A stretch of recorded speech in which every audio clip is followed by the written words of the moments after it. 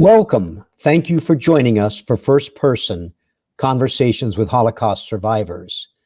Due to intense weather in the Washington, D.C. area, we might experience technical difficulties today.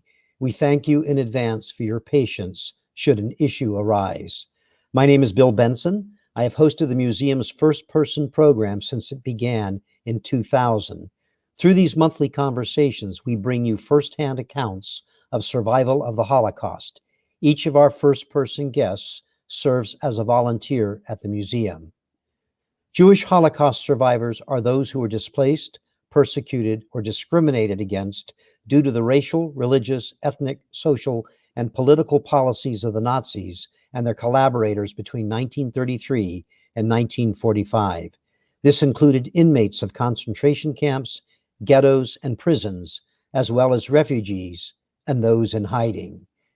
We are honored to have Holocaust survivor Estelle Laughlin share her individual personal account of the Holocaust with us.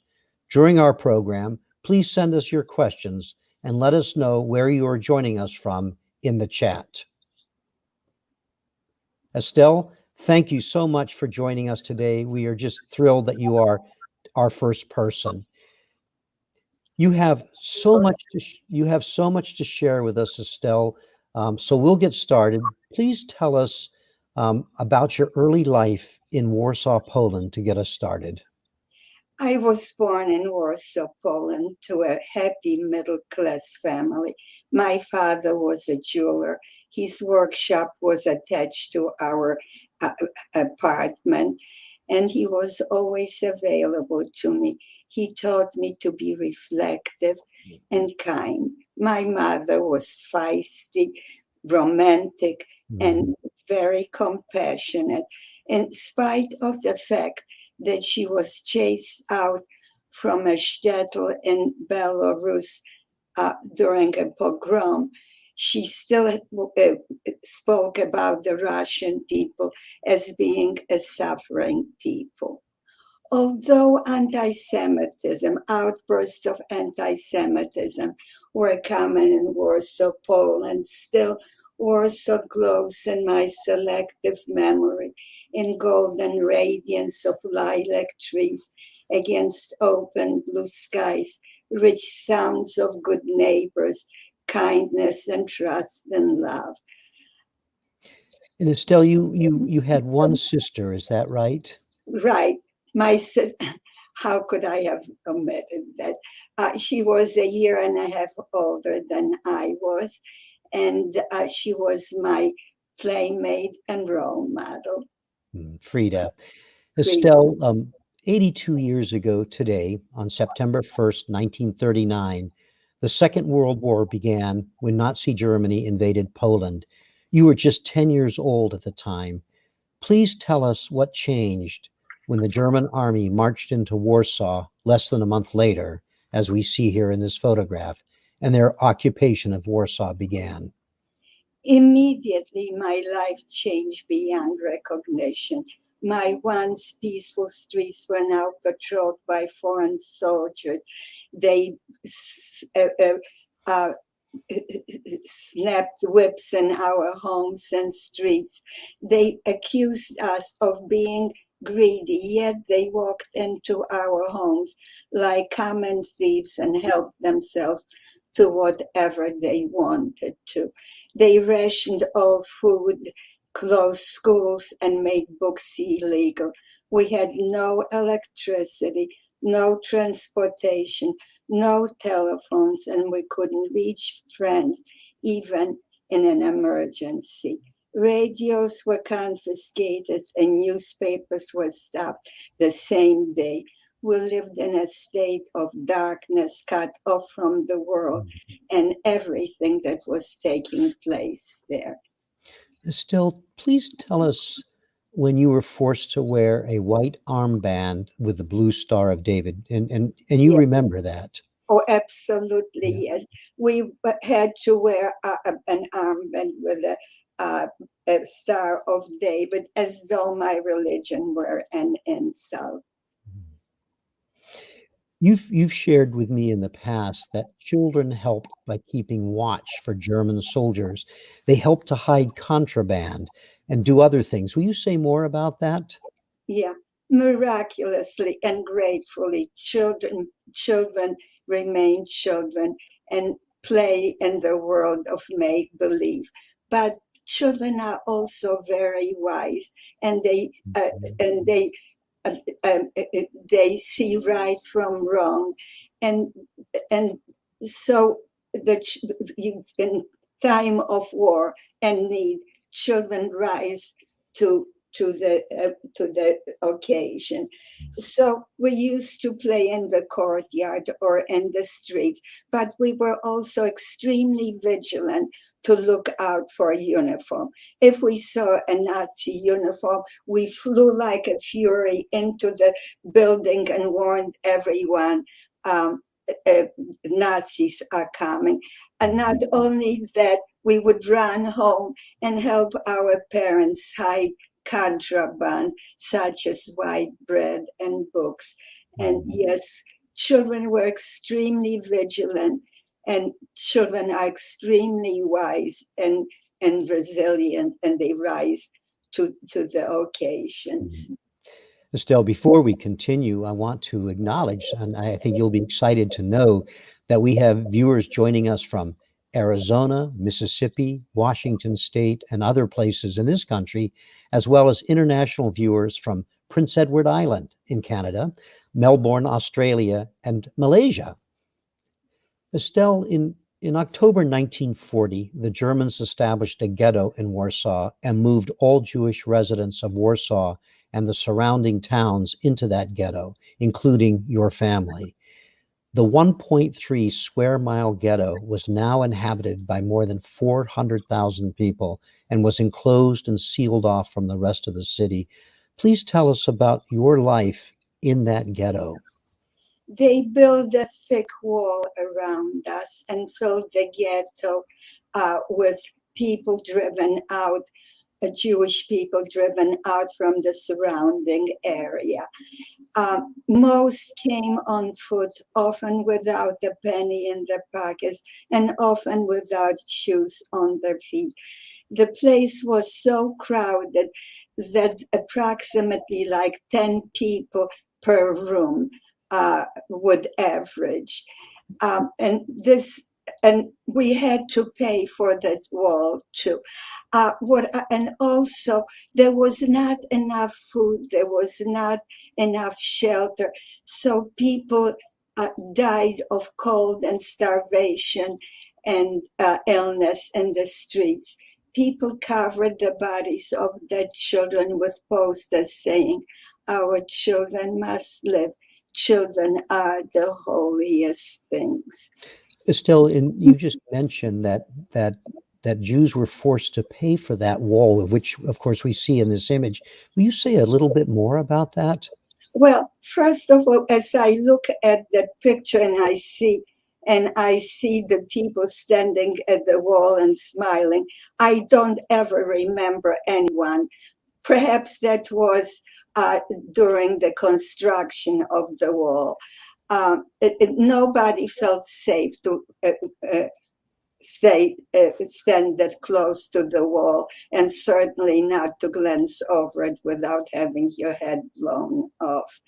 Mhm. So yes, not only were we humiliated by this was the end, the wall was the end of our horizon, but Mhm. we were forced to build it and to pay for it. Yeah, I believe the wall was 11 miles in length.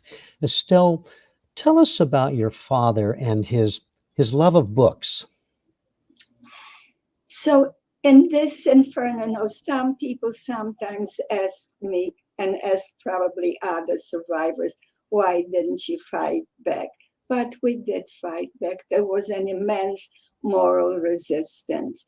So to own a book was an act of defiance.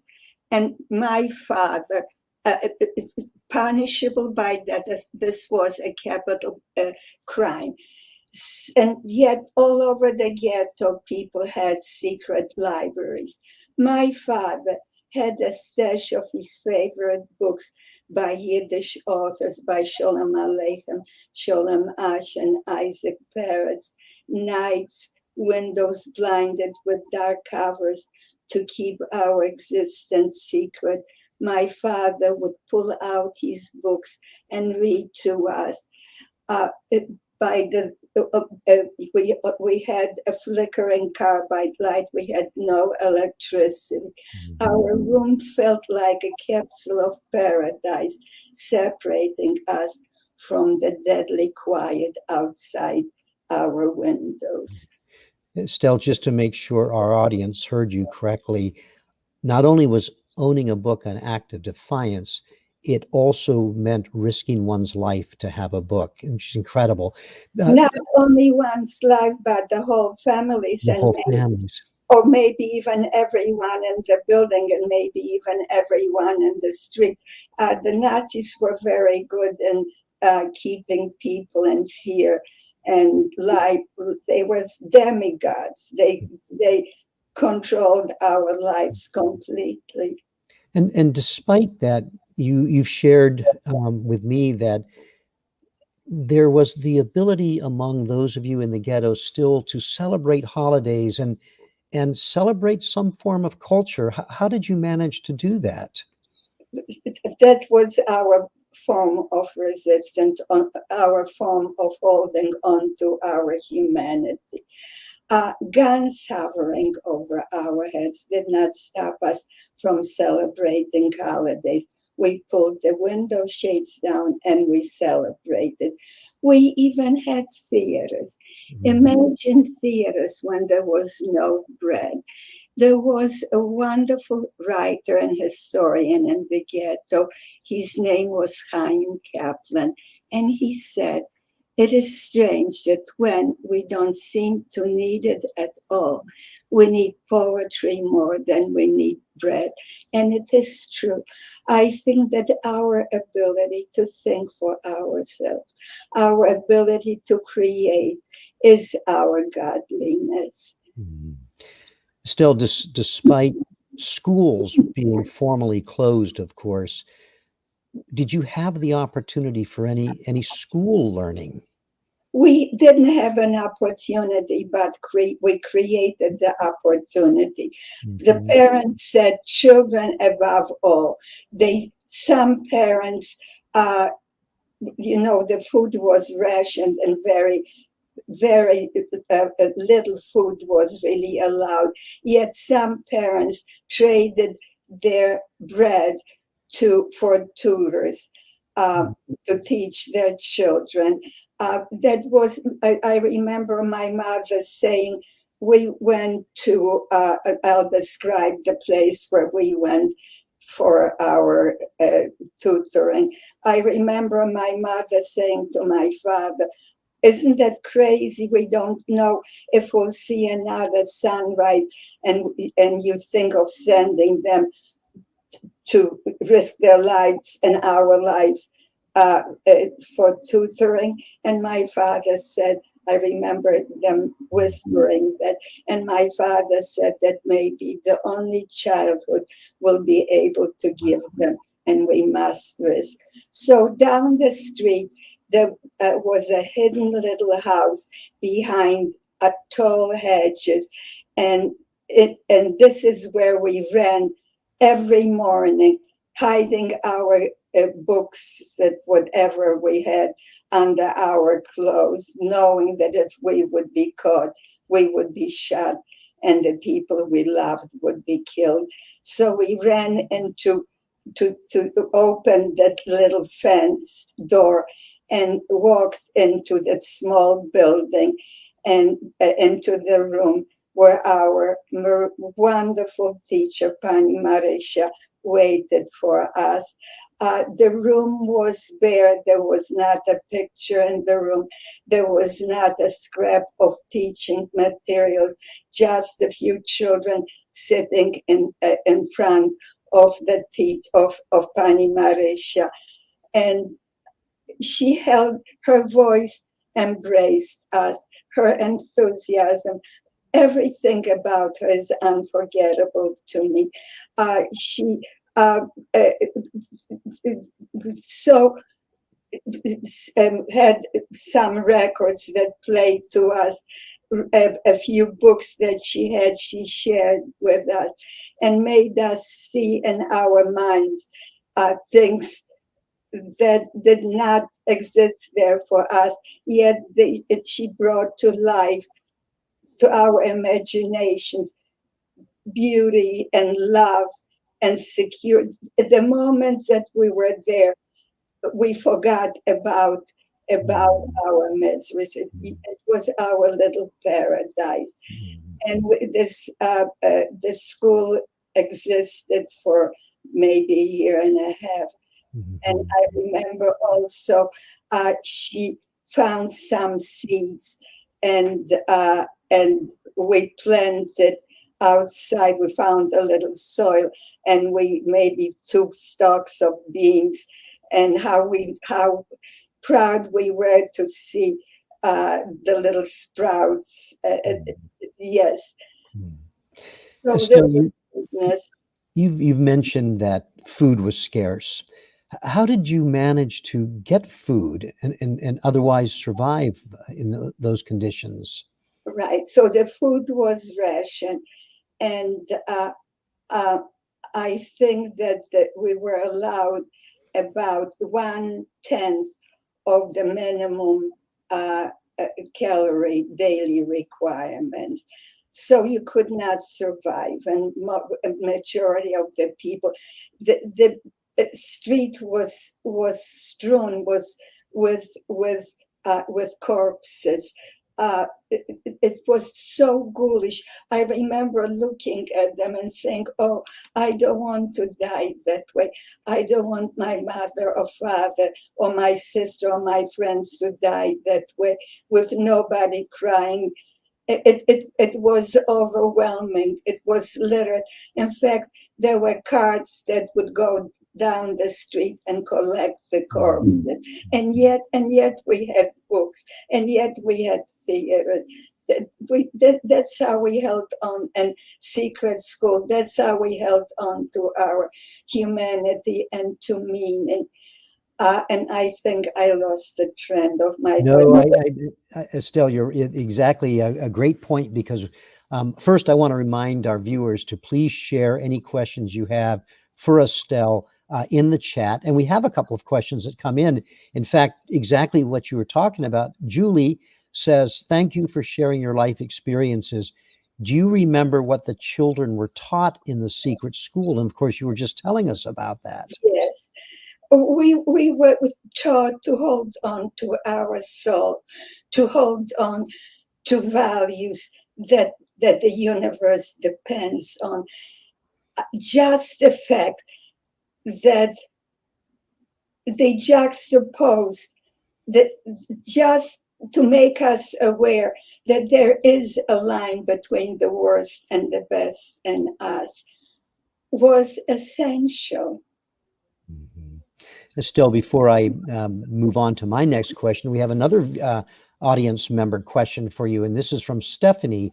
And first, she says, "You radiate such a beauty and carry such a light." And she asks, "What helped you maintain hope in those challenging times?" You know, Julie, I don't know if I had hope. I had, in the ghetto, I had hope. But in my Danek in front of the crematorium, I am not sure I had hope, because we knew that we were stored in the barracks, in these horrid barracks, for our turn until there's room in the crematorium to kill us.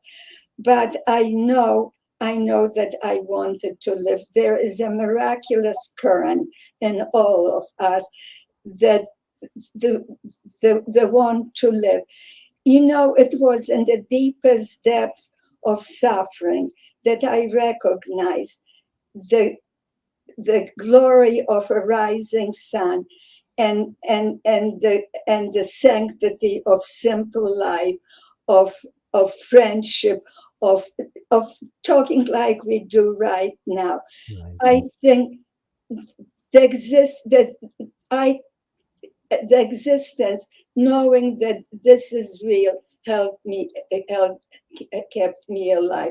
And of course, I was very lucky that I had my mother and sister with me. My mother was the only mother in a camp, and It, I think we'll get to it we, later. we will get to that. You're going to tell us more about going to Majdanek and what that meant for you. The Right. Nazis started deporting large numbers of Jews out of the Warsaw Ghetto to the Treblinka killing center in July 1942.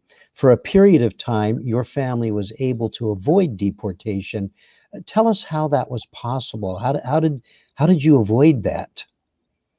In July 1942, the month of my 13th birthday, things became even worse, more horrid. This was the start of the Warsaw Ghetto deportations. We Mhm. had no idea that the deportations meant death. Some people were forced to write false letters inviting families and friends to places where they were fed and clad and sheltered. So, of course, some destitute people went willingly and unknowingly to their death, but many hid. We lived in apartment buildings. Where does one hide in an apartment building? We hid in cupboards, we hid in drawers, in closets, behind chairs, between mattresses and box springs. My family and some other people designated one room or selected one room and put a wardrobe in front of the door. And everyone in our apartment building who lived in the same row of apartments obscured the same door not to give away the secret. So we hid behind in the secret room. While we were in hiding, the deportations proceeded with 20th century know-how and Stone Age values. Between mid-July 1942 and September, in less than 2 months, 99% of the children disappeared. My sister and I were among the 1% that survived. Can you imagine a world without the sound of children, No. without grandparents, because old people and children were the first to be killed? We never heard from the people who were wrenched from us, but a few managed to come back under the cover of night and told us about the horrendous train rides to a place called Treblinka, where our people were guests. I cannot imagine how anyone who loves their wives and children and mothers could do such a thing. This is why I am telling the story that is so hard to listen to and so hard to talk about because it generates such pain.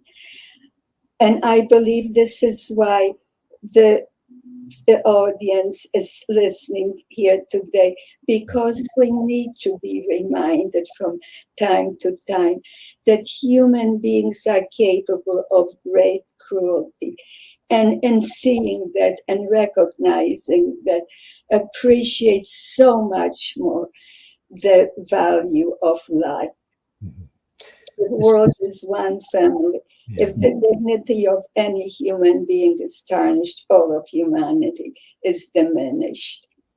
Estelle, as you said, the deportations began in July 1942. In less than 2 months, by September of 1942, three-quarters of the population, the Jewish population of Warsaw, had been deported, from 400,000 down to about 100,000. But you, fortunately, you and your sister and your mother and father survived that. In 1943, you began to work in a German factory. Tell us about going to work in the factory, how that was possible. You were what, 13 years of age at the time? So as soon as the people that remained, by then there were very few people left in the ghetto. As soon as the people, the surviving people in the Warsaw Ghetto heard about Treblinka, they began to organize themselves into armed resistance. My father was a member of the armed resistance, and the resistance fighters began to build bunkers in basements, and we moved from our second floor apartment to a ground floor because we were the only people still alive in our building. So it was no problem to find a place on the ground floor. And we too had a bunker.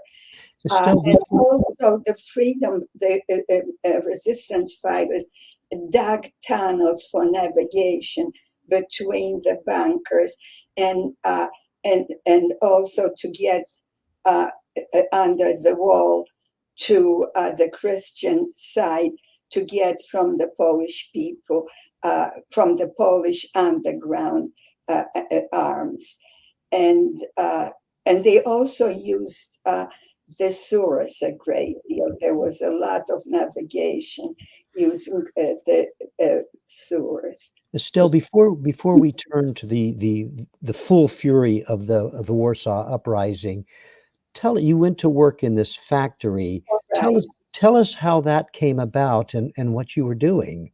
right. So um,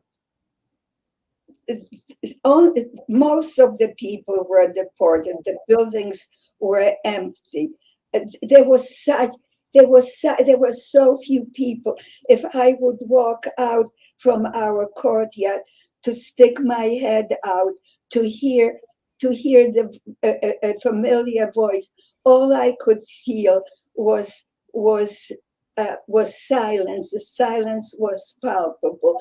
So only a small group of people was allowed to remain in three different streets. The rest of the ghetto was vacant, and the people, only those people who were lucky enough to find employment in one of the German factories was allowed to live. They were defined as useful. All the others were condemned to die. They were useless. We called them the wild people, and there were quite a few among us who were there. They were wild people, unofficial. My mother, sister, and I had worked uh, in a factory mending Nazi uniforms. My father was also among the wild ones, Wild.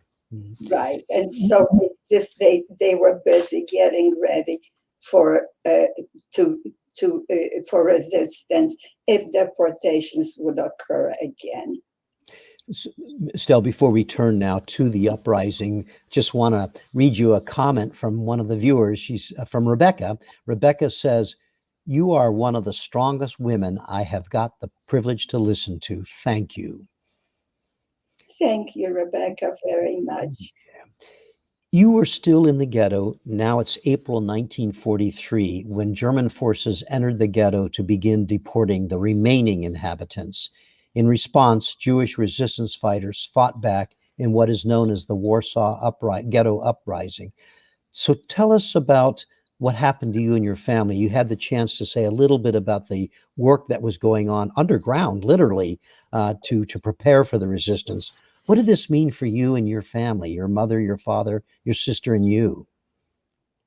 Well, events erupted with Nazi columns marching into the ghetto with armored cars and tanks and bomber planes over above us, and we had a a bunker, as I mentioned.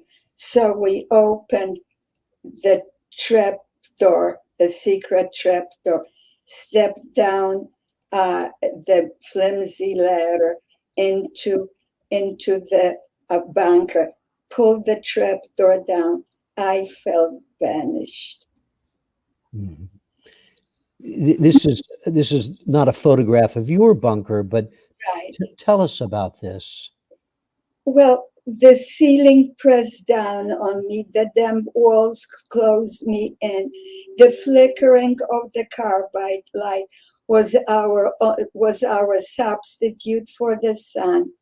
The ticking of the clock was our only clue when morning was rising and night was setting.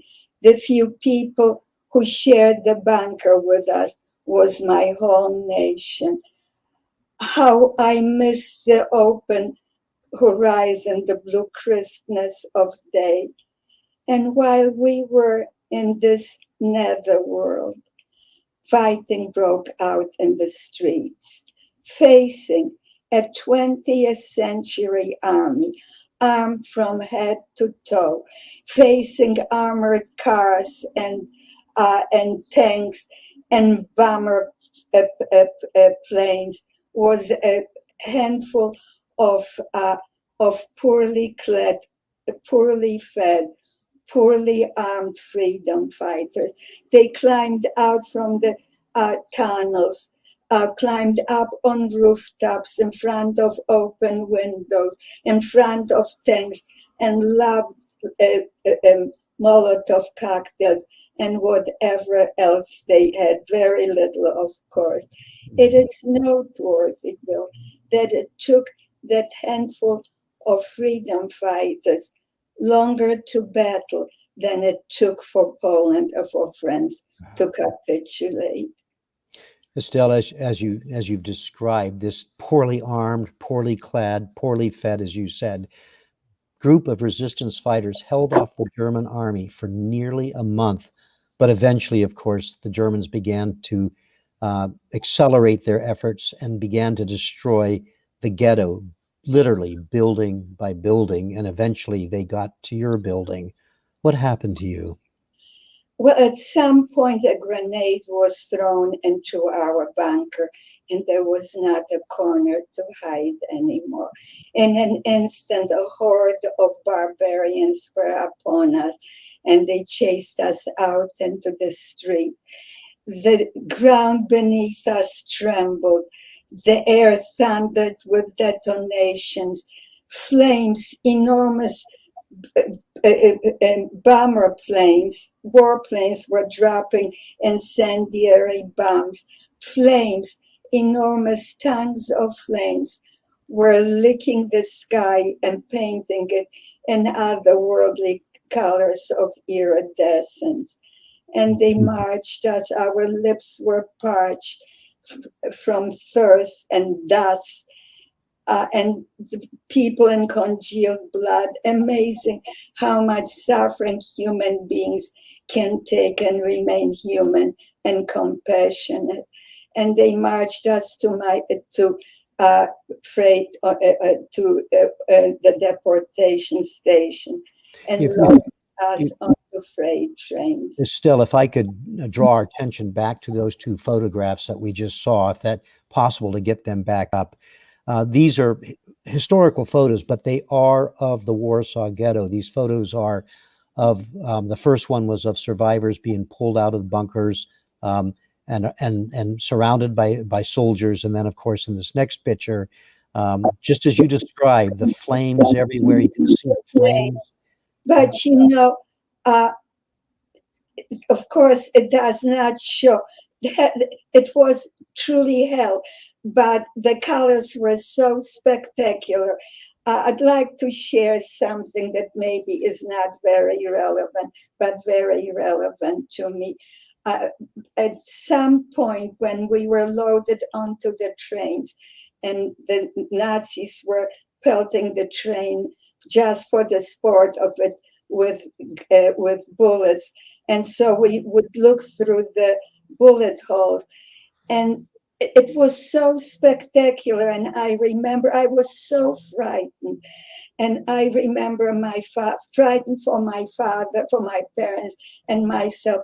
I think I was more frightened of being, I don't think, but I know, I was more frightened of being separated from my parents and my sister than of death.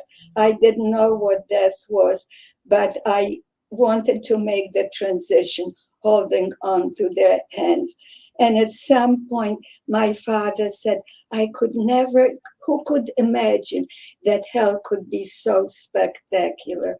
In that moment, this remained with me forever. I think, I don't know if my father said it deliberately, but it did something for me that gave me that that helped me in many situations, horrible situations like that. In some way, it separated me from my suffering to a witness. It was almost like falling down a ravine and to watch, and so there, in a, unintentionally, it did something miraculous to me. It gave it, and I was able not to identify with my suffering, but to identify with the part in me that was the observer. Estelle, the train that you were talking about, that for sport, the Nazis were shooting bullets into the cars that you were in. That train, the train you're talking about, was deporting the remaining survivors from the Warsaw Ghetto to the Majdanek concentration camp, which we It see was an here. extermination camp. Tell The, us, t- Estelle, tell us about your arrival at Majdanek and what that meant. um, when we arrived at Majdanek, they separated women, men, and children. There were very few children. The children were isolated in a barbed wire area, and they yammered, "Mama, Tat." I was so afraid that because children under 14 were contraband and I was 13, that they would separate me from my mother and sister. So the women were seated together on the ground, waiting for orders. We expected the next order would be to go to the showers. And the men were sitting across in a group across from the women. And there was a small space where the guards were marching back and forth and keeping us in fear. My father wiggled his way to sit in the first row uh, and locked eyes with us. His eyes, I was so used to looking into his eyes for comfort and reassurance. They were so full of suffering, I could hardly bear it. When the guard wasn't looking, I dashed across that divide and knelt in front of my father. And I said, Tata, don't worry about me. They won't get me. I turned the lapel of my jacket and showed him that we had cyanide stone in our lapels as a last resort.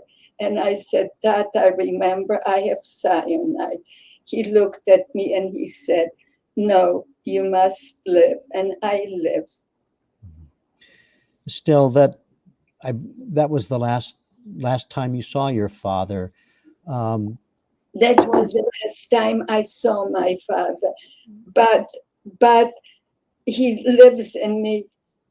The voice, his voice, he left in me. It's an eternal uh, voice of goodness and kindness.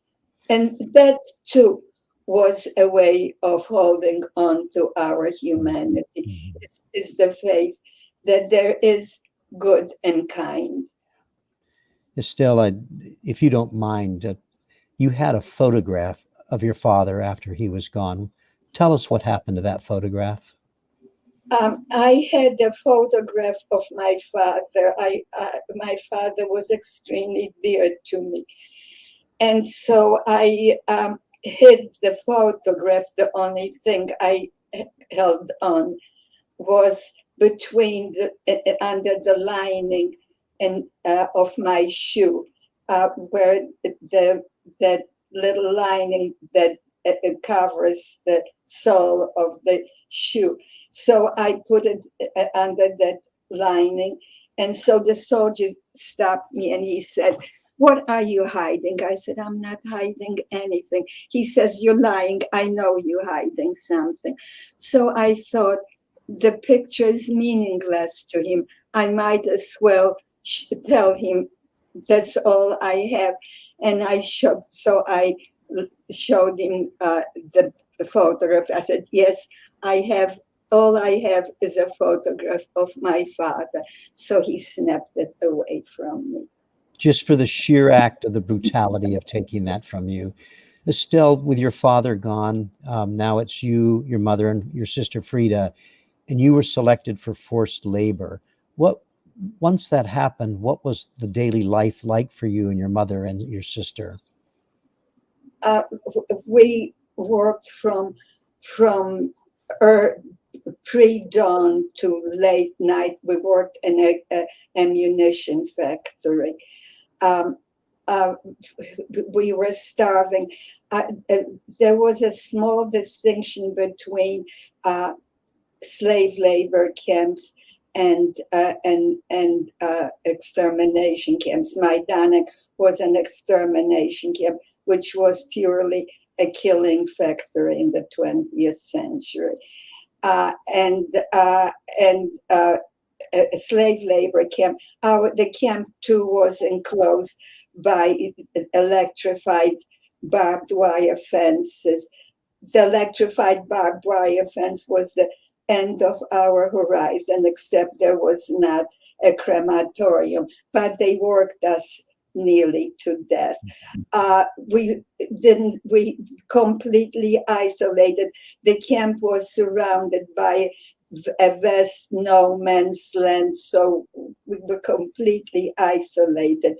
It was impossible to imagine that only a few rabbit hops away from us, people sailed on silver lakes and children sat around dinner tables with families as children should.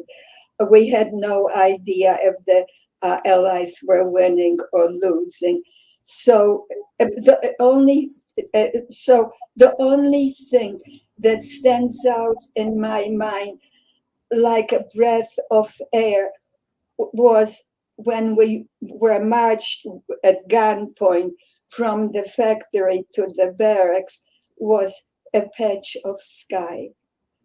The patch of sky was our only contact with humanity, not really, but with freedom, light.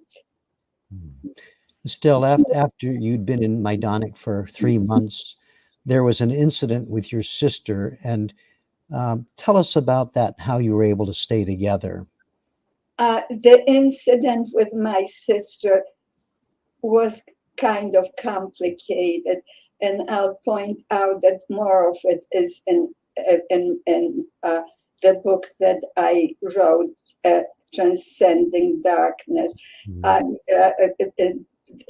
It was a very interesting and horrid situation, but something led my sister to be placed on a list that was made public, put on the wall.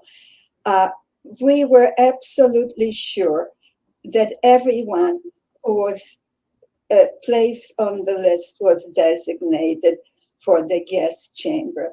My mother, sister, and I had a pact that if one of us is sent to the gas chamber, we'll all go.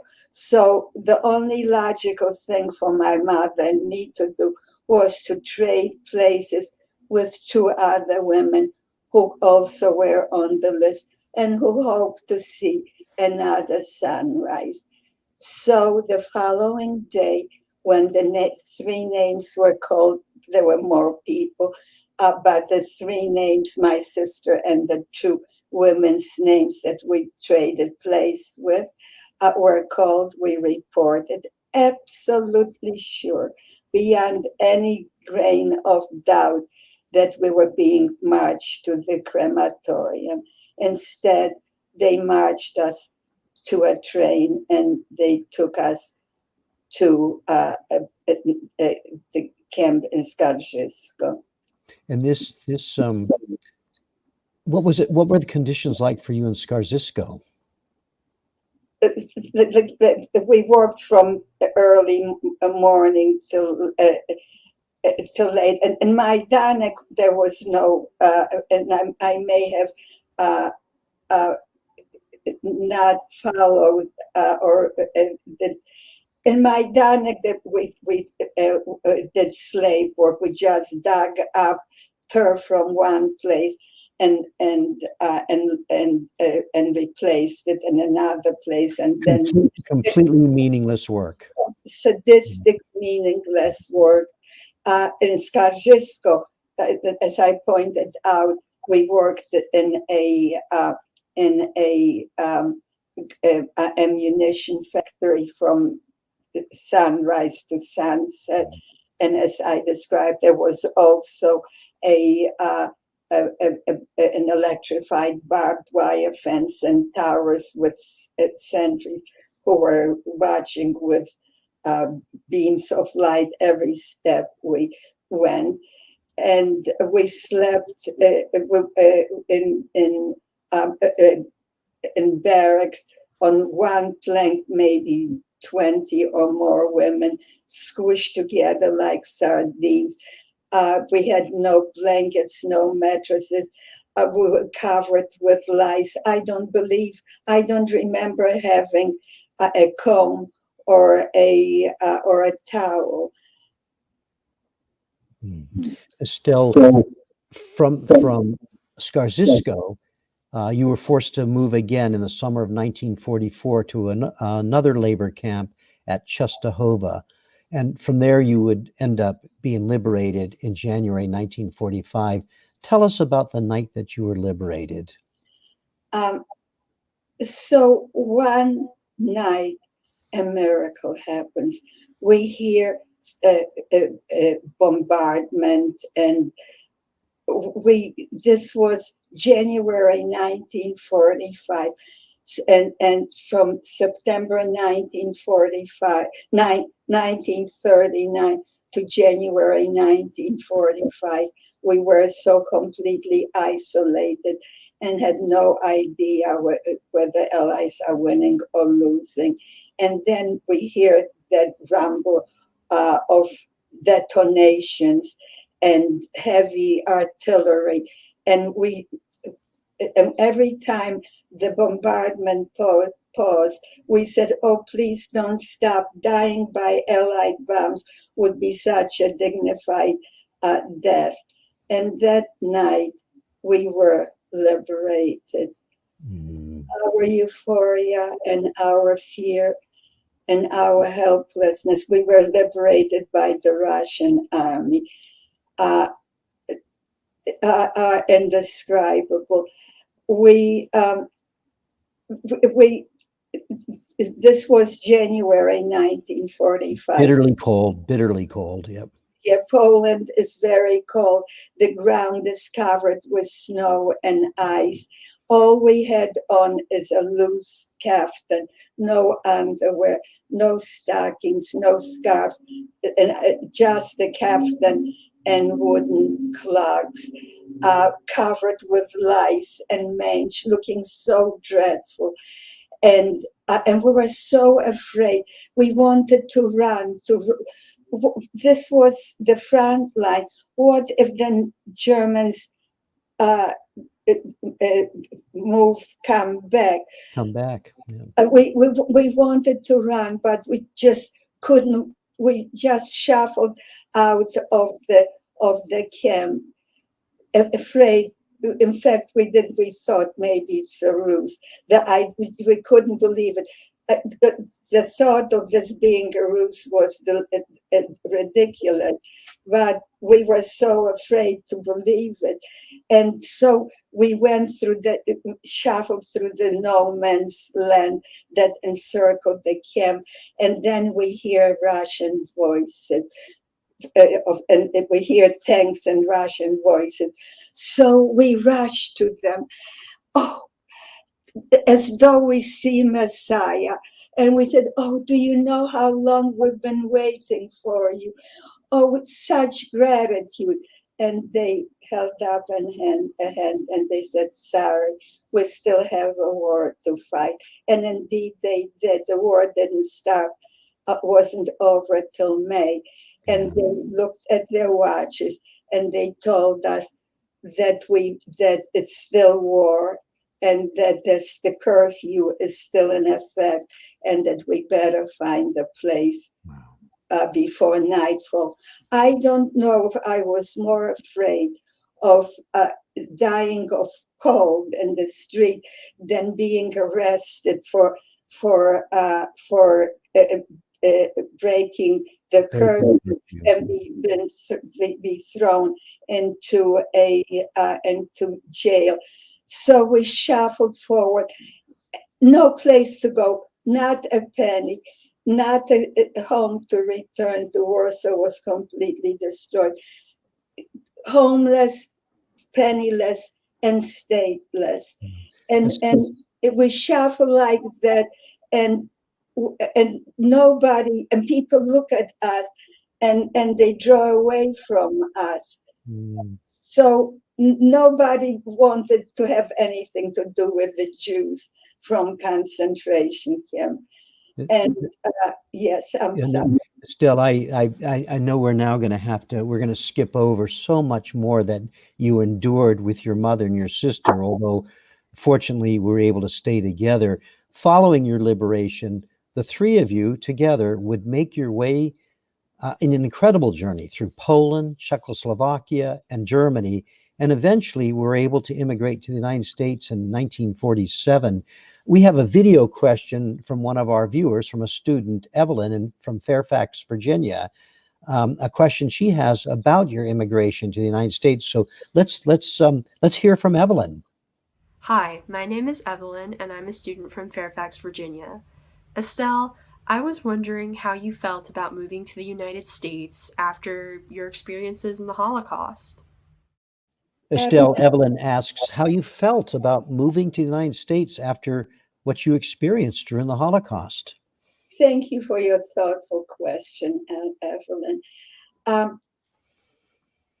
Our first feelings were such hope, such anticipation, and also fear.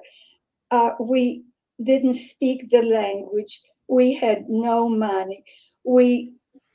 How will we be accepted? How will we fit in? On the ship to the United States, my wise sister cautioned us. She said, we have to resolve not to have high expectations, because if we will, it might end up being disappointed. Let's resolve to be grateful for whatever grain of goodness we have. And this is very much what we did. We came without the knowledge of language, without the cultural background. In fact, we missed childhood, and we certainly miss being a young adults. So we started out, my sister and I started out by working in the garment district in a garment factory, sewing buttons. Eventually, my sister and I took a few years later, just maybe 4 years later, we took college entrance exams and entered college. My sister became a professor of comparative literature, and wrote a very important book. She collected poems written in Yiddish and Polish in camps and ghettos and translated it into English with very profound commentaries and from her own background and professional experience. I became a teacher. I'm mentioning that because our inspiration to strive came from the darkest places, even in the bunker when the world was going up in flames. My parents had a tutor for us. Mhm. Estelle, we I have here. want to mention, I'm sorry, I want to mention that my heroic mother, my poetic mother, was not able to start life over again. Not every survivor was able to do it. Estelle, we have just a couple of images here. These were your documents that you came with to the United States, and we have one more after this one just to show our audience. Yeah, Estelle, I have one more question for you in the time that we have left. In the face of rising global anti-Semitism, please tell us why you continue to share your firsthand account of what you experienced during the Holocaust, knowing how painful this is. I am sharing my experiences with the hope that it will serve as a reminder of the consequences to us and to humanity when we accommodate ourselves to tyrants, how it corrupts the conscience of a nation, what it does to love, what it does to trust. The purpose here is not to curse the darkness of the past, but to illuminate the future. Estelle, thank you so much for spending this time with us. It's really clear, I think, to our audience that you could only touch the surface of so much of what you've shared with us. I I would, wish we please, yeah. I would like to add that we survived with love for humanity and compassion and joy of life. Life should be lived joyfully. Without that, survival would be hardly meaningful. And I think everybody viewing today knows that you've just stated what you are, who you are, and what an honor for us to have you with us today. So thank you so much, Estelle. So much, and thank the audience and everyone's interest. I would like to take a moment to thank our donors. First Person is made possible through generous support from the Lewis Franklin Smith Foundation with additional funding from the Arlene and Daniel Fisher Foundation. I also would like to remind you that we will have another First Person program on October 6th. So please join us on October 6th when our first person is Esther Starobin. And Esther was just 2 years old when her parents made the difficult decision to send her and her 3 older sisters from their home in Germany to England. This was part of an organized rescue effort for Jewish children known as a Kindertransport. She would spend the next 8 years with a foster family, mostly unaware of what was happening to her parents and brother back in Germany. So please join us next month to hear Esther's Holocaust experiences. Thank you all for watching today's First Person program.